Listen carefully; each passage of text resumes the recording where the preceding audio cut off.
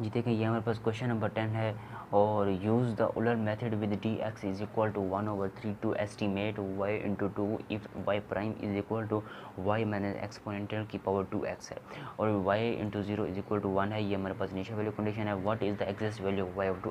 अब हमने यहाँ करना है, देखें वाई ऑफ टू की एग्जिस्ट वैल्यू फाइंड आउट करनी है। तो उसके लिए देखें हमने अप्रोक्सीमेशन को भी कैलकुलेट करना है। तो अप्रोक्सीमेशन देखें, ये जो हमारे पास एक डिफरेंशियल इक्वेशन दी गई है और ये हमारे एस्टीमेट वैल्यू दी गई है, ये हमारे पास इनिशियल वैल्यू कंडीशन दी गई है और ये डी एक्स की वैल्यू है। तो सबसे पहले यहाँ मैं सोल्यूशन में लिखूँगा ये वाई प्राइम की वैल्यू यानी कि डिफरेंशियल इक्वेशन लिखी है और ये मैंने अपनी एक इनिशियल वैल्यू कंडीशन लिखी है और ये डी एक्स की वैल्यू लिखी है। अब सबसे पहले इस इनिशियल वैल्यू कंडीशन सबसे पहले मैं एक्स नॉट वाई नॉट की वैल्यू को फाइंड आउट करूँगा।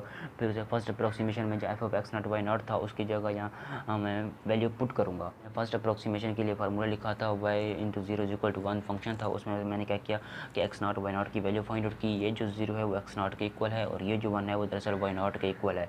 अब इसे मैंने सिंप्लीफाई करने के लिए देखें, सबसे पहले फर्स्ट अप्रोक्सीमेशन को कैलकुलेट करने के लिए y one is equal to y naught plus f into x naught y naught d x था।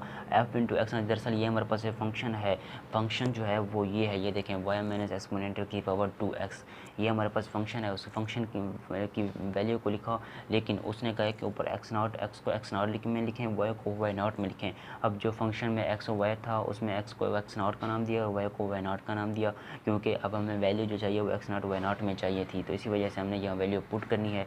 अब ये सिंप्लीफाई कर रहा तो हमारे पास आंसर क्या बना, 1 बना, क्योंकि देखें एक्स नॉट की वैल्यू ये देखें ये 1 लिखी हुई पुट किया, एक्स नॉट की वाई नॉट की वैल्यू 1 पुट किया, वाई नॉट की वैल्यू 1 पुट किया, एक्स नॉट की वैल्यू ये देखें ये 0 थी तो एक्स नॉट की वैल्यू 0 पुट किया और डी एस की वैल्यू जो क्वेश्चन में गिवन थी 1/3 थी तो उसे पुट किया तो आंसर हमारे पास 1 बना।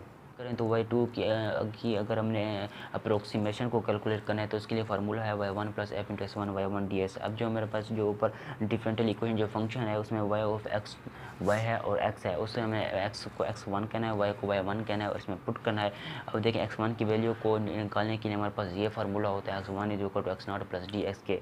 तो एक्स नॉट की वैल्यू 0 है और डी एक्स की वैल्यू जो 1/3 है जो इक्वेशन में गिवन थी 1/3, तो यहाँ पुट किया तो अब इसे यहाँ एक्स की वैल्यू को 1/3 पुट किया, सिंप्लीफाई किया तो आंसर 0.68408 बना।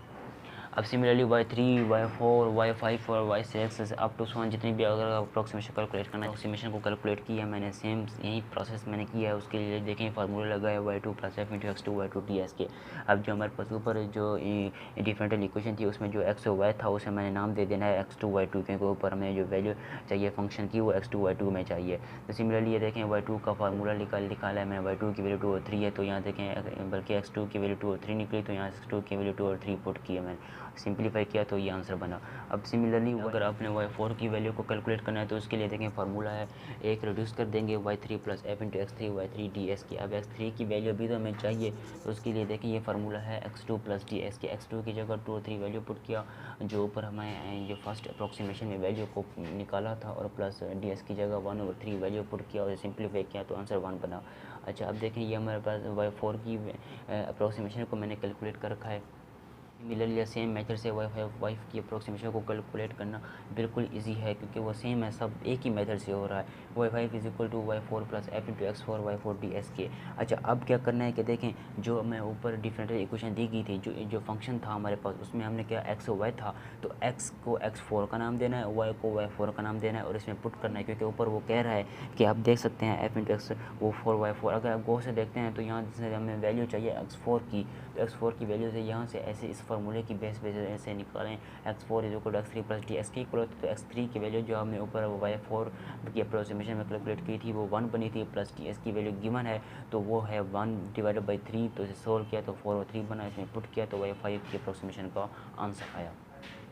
अब सिमिलरली वाई सिक्स के अप्रोक्सीमेशन की अगर हमने वैल्यू के अप्रोक्सीमेशन की वैल्यू को फाइंड आउट करने के लिए ये एक्स फाइव का होना ज़रूरी है, तो इसके लिए देखें इसकी वैल्यू 5/3 बनी। सिमिलरली सेम प्रोसेस है, मैंने वाई सिक्स की अप्रोक्सीमेशन यानी सिक्स अप्रोक्सीमेशन इसकी कैलकुलेट की है। गिवन थी, यही क्वेश्चन हमें क्वेश्चन नंबर 10 में गिवन थी, वो थे y prime is equal to y minus exponential की पावर 2x था। तो देखें अब हमने क्या करना है, इसे या तो इसे सेपरेट इक्वेशन की बेस पे सोल्व करना है या इसे फर्स्ट ऑर्डर लीनियर इक्वेशन की बेस पे सोल्व करना है। तो ये सेपरेट इक्वेशन की बेस पे सोल्व नहीं होता, तो इसे मैंने फर्स्ट ऑर्डर लीनियर इक्वेशन की बेस पे सोल्व किया हुआ है। तो देखें वाई प्राइम को मैंने लिखा d y over d x, क्योंकि ये फर्स्ट डेरिवेटिव है। वाई को मैंने यहाँ लिखा तो माइनस वाई हुआ, ये एक्सपोनेंट की पावर माइनस 2x, इसे वैसे रहने दिया। अच्छा अब देखें y के साथ ये जो कोफिशिएंट है -1, इसे p ऑफ x का नाम देंगे, और इक्वल के दूसरी तरफ ये जो फंक्शन है इसे मैंने q ऑफ x का नाम देना है। मैंने p ऑफ x का नाम दिया और ये q ऑफ x का नाम दिया। अब हमारे पास देखें फार्मूला होता है कि v of x is equal to exponential की power integration p of x dx होता है। तो p ऑफ x की जगह देखें उसकी वैल्यू -1 पुट करें और dx पुट करें। माइनस को कॉमन लें, 1 को कॉमन लिया, 1 अंदर रखा तो सिंप्लीफाई किया, तो देखें 1 की इंटीग्रेशन x होती है तो एक्सपोनेंशियल की पावर -x बना। अब ये एक्सपोनेंशियल की power -x v of x का आंसर है। अब हमारे पास एक रूल होता है, ये देखिए ये मैंने रूल लिखा हुआ है कि y is equal to 1 v of x integration v of x q of x. अब हमें क्या करना है कि वी ऑफ एक्स की वैल्यू जो ये मैंने पॉइंट आउट किया है इसमें पुट कर देनी है। फार्मूला ही है जिसमें हमने वी ऑफ एक्स की वैल्यू पुट करनी है, वो एक्सपोनेंशियल की पावर माइनस एक्स निकली, इंटीग्रेशन एक्सपोनेंशियल की पावर माइनस एक्स निकली, क्यू ऑफ एक्स की वैल्यू भी हमारे पास इक्वल थी। इक्वल के दूसरी तरफ जो ऊपर हमने पॉइंट आउट की थी क्यू ऑफ एक्स की वैल्यू थी वो थी हमारे पास माइनस एक्सपोनेंशियल की पावर 2x ds। अब हमने क्या करना है, इसे सिंप्लीफाई करना है। दे रखा है बाहर एक्सपोनेंशियल की पावर माइनस एक्स एक्सपोनेंशियल की पावर 2x बना। अब देखें y is equal to exponential की पावर s। अब मैंने -1 को फिर अंदर ds के साथ लिखा है। अब देखें ये तो दोनों सेम है, यानी कि इनकी ये जो कोएफिशिएंट है ये -x और उसकी जो जब एहसास जो है वो सेम हो तो उनकी जो पावरें होती हैं, जो क़ुव्वत नुमा होती है वो ऐड हो जाती है, यानी कि जब बेसिस सेम हो तो उनकी पावरें ऐड हो जाती हैं। पावर को मैंने ऐड कर लिया। अब देखें इसे वैसे लिखा और एक्सपोनेंशियल की पावर 2x में से जब एक को सब्ट्रैक्ट करेंगे तो आंसर x बनेगा, और ये -s लिखा हुआ है वैसे। अब हमने इसकी इंटीग्रेशन ली है, देखें y इक्वल एक्सपोनेंशियल की पावर x, इसे वैसे लिखिए और एक्सपोनेंशियल की पावर x की इंटीग्रेशन किया, माइनस एक्सपोनेंशियल की पावर x की इंटीग्रेशन माइनस एक्सपोनेंशियल की पावर x बनी, और प्लस c जो है कांस्टेंट है। अब इसे इक्वेशन नंबर मैं 1 का नाम दे देता हूँ। अगर आप गौर से देखते हैं जो इक्वेशन जो हमारे पास क्वेश्चन था वो क्वेश्चन था हमारे पास, उसमें हमारे इनिशियल वैल्यू कंडीशन दी गई थी y ऑफ 0 इक्वल टू 1, उसमें से y और 0 की वैल्यू निकाल कर इसमें पुट करने ताकि c का आंसर आ जाए। फिर जो c का आंसर आएगा फिर उसे अगेन इक्वेशन नंबर 1 में पुट करेंगे, फिर y का एग्जैक्ट सोल्यूशन आएगा। यहाँ से देखें अब y ऑफ 0 ये हमारे पास एक क्वेश्चन में गिवन थी इनिशियल वैल्यू प्रॉब्लम। अब देखिए यहाँ पर हमारे x के साथ y के साथ ये जो 0 है, ये जैसे हमारे पास x है वो x इज इक्वल टू 0 है, और y जो है हमारे पास वो 1 के इक्वल है।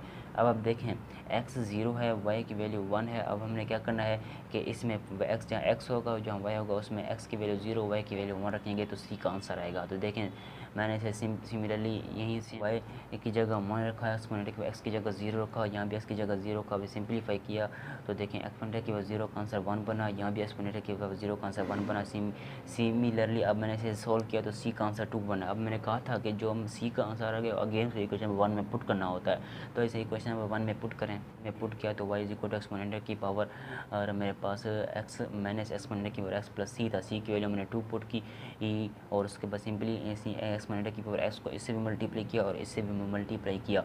मल्टीप्लाई करने के बाद देखें इन दोनों की यानी कि ये जो बेसेस हैं वो सेम है, तो क़ुव्वत नुमा जो पावर होती हैं वो ऐड हो जाती हैं। पावरों को ऐड कर लिया, प्लस 2 एक्सपोनेंट की पावर x को वैसे लिखा।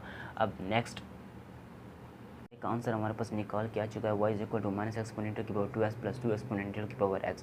जी देखें हम जो इक्वेशन में जो गिवन एस्टीमेट वैल्यू थी वो थी y ऑफ 2, तो y ऑफ 2 की वैल्यू जो यानी कि y ऑफ 2 की एग्जिस्ट वैल्यू हमने फाइंड आउट करनी थी ना, तो y के साथ ये जो 2 है ये दरअसल हमारे पास x है, तो ये x की वैल्यू को फिर अगेन इस इक्वेशन नंबर 2 में पुट करें ताकि y का एग्जिस्ट वैल्यू हासिल हो सके। तो देखें y के साथ जो फंक्शन होता है ना, जैसे y ऑफ x होता है तो x की जगह ये देखें 2 रखेंगे, 2 बना y of 2 is equal to minus exponential की पावर 2x, x की जगह ये 2 रखा और प्लस यहाँ भी x की जगह 2 रखा। अब इसे मैंने सिंप्लीफाई किया तो अब यहाँ देख सकते हैं y of 2 is equal to minus exponential की पावर 4 प्लस 2 एक्सपोनेंशियल की पावर 2 बना। अब सिंप्लीफाई किया तो एक्सपोनेंशियल की पावर 4 का आंसर जब कैलकुलेटर पे लिखेंगे तो वो हमें 454.598 और इससे सिमिलरली ये भी हमें वैल्यू निकाल के देगा 7.3890 बनेगी।